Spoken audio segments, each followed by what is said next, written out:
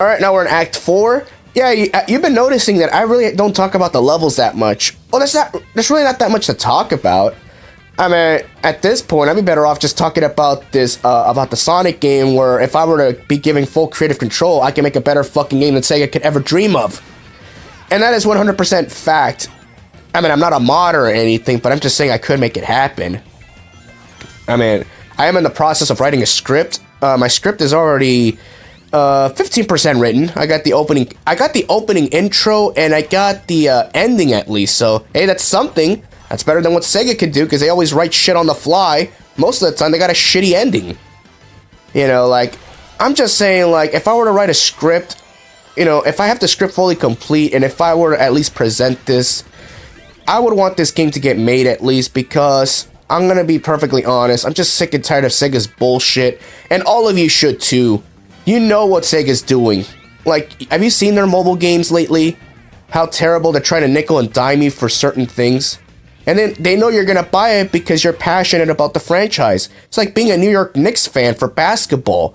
We've been suffering you suffer year in and year out for a terrible season, and I honestly thought the Knicks were gonna have a legitimate shot, you know, in the offseason in 2019 by getting the #1 pick, but no, they were shafted. And, you know, they were shafted, and free agency, and that was their only one shot for the Knicks to become, you know, a great team. Maybe even a championship team, but no. You see, that's what I feel about about Sonic fans. They think something good's gonna happen, and then boom, Sega finds a way to fuck it all up. And Sonic Colors really is the last good Sonic game we've had. You know, not counting Generations. I'm sorry, but I don't like counting Sonic Generations because that's an anniversary title. It should be a given that it should be a good game. But I guess, you know, for the sake of getting people pissed off, I will include it. Because it really doesn't have a story mode, it's just simple. But Sonic Colors, you know, the game is fantastic, the soundtrack is great. I mean, the levels, you know, I really wish the levels were a little bit longer, but then again, do you want to do this stupid shit what I'm doing here for 4 minutes? I don't think so.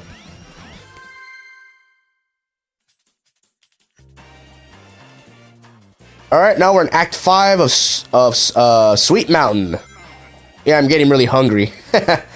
Yeah, and I do like these sections. They're really cool. They're kick-ass. Yeah, and you know, in colors, you know, Sonic really acts very naturally. I do like that. You know, what I really love the most about the gameplay is the homing attack. In Sonic Colors, Sonic has the longest range with his homing attack, which is kick-ass. I do like that. You know, because Sonic 06 is by far the worst game where Sonic has range with his homing attack. Not only does the homing attack not have a reticle where it can lock on, but it's very short range because it's clunky. You know, I showed that off many times in my Sonic 06 Let's Play. You know, and I'm telling you, a lot of those deaths were not my fault. Oh, now we got this gimmick right here, which is the lollipop. Sweet! Pun intended. And Sonic Colors is really fun because each level has its own unique gimmick. I do love that. It's not, you know, you're doing the same thing 6 times, you know, or like in Sonic Generations, when you played Planet Wisp, you know, you're really not, you know, it was a very long level because it had a combination of 6 levels into one. I could kind of understand that. And we're already done. Alright, now we're in Act 6. Am I gonna get a chance to talk about anything in this game? Probably. We'll see how it goes. Alright, now we got this gimmick right here. Now we got these blocks right here. Yeah, and all these egg pawns have different weapons in this game.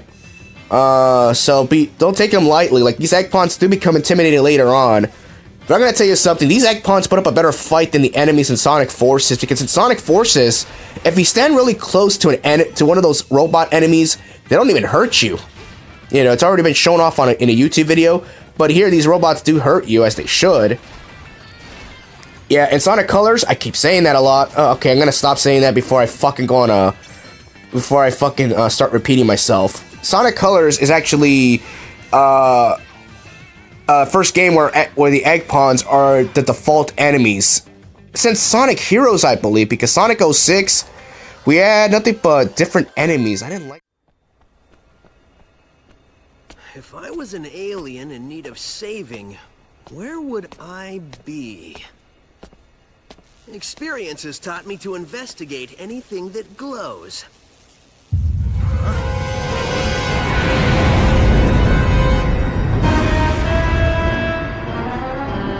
Experience has also taught me that the best way to solve problems is to kick robot butt. Visitors are cautioned to avoid eating, petting, or sleeping any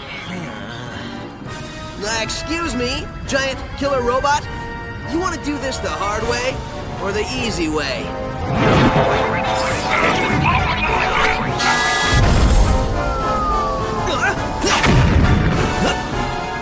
Somehow I knew you'd say that. Let's date.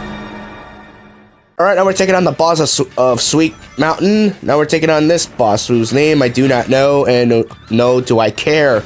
Yeah, and another reason why I chose this order is, because the cutscene is different. The cutscene is a lot different if you face this boss second or third, because certain circumstances happen. Because this cutscene will not be that intimidating if it was the third boss, as opposed to Starlight Carnival's boss, because of that one cutscene when you get to Tails, and you all know which one I'm talking about.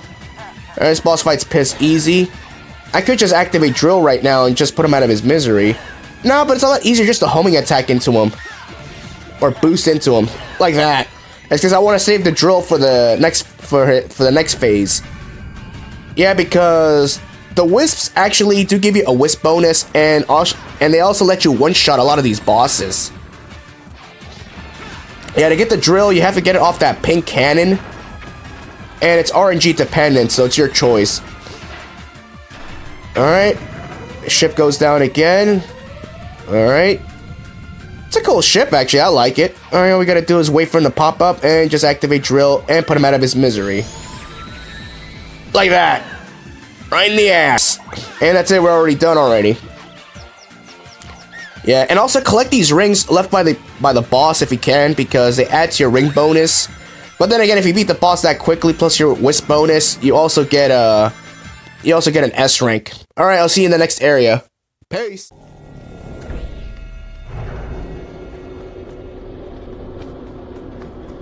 Hey, Tails, you missed the BBBE. Huh? Best boss beating ever!